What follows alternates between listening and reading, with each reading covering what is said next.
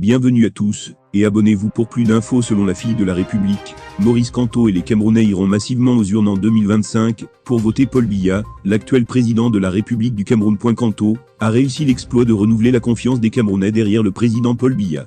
Aussi curieux que cela puisse paraître, la cote de confiance des Camerounais pour le président Paul Biya est au moins à 80% aujourd'hui, alors qu'il était de moins de 20% en 2018, soutient Dr Modestine Carole Tchatchouayonzou. En effet, bien avant les élections présidentielles d'octobre 2018, une grande majorité des Camerounais souhaitaient le départ du président Paul Biya du pouvoir. Kamto était donc perçu comme l'homme de la situation, et a reçu de nombreux soutiens du nord au sud, et de l'est à l'ouest. Fort curieusement, et comme par un tour de baguette magique, Kamto a réussi à se mettre presque tous ses anciens soutiens à dos au point, ou même ceux qui étaient prêts à tout hier pour le départ de Paul Biya pris aujourd'hui, pour qu'il reste encore au pouvoir pendant 100 ans. Si c'est Kamto qui doit le remplacer, poursuit celle-ci. KMTO, le comportement de sa brigade des animaux a fini par créer une répulsion et le dégoût total de son nom auprès du peuple camerounais. Jamais dans l'histoire politique de ce monde, on avait vu un opposant réussir l'exploit d'amener tout un peuple à s'attacher plutôt au président au pouvoir, qu'il dit pourtant combattre.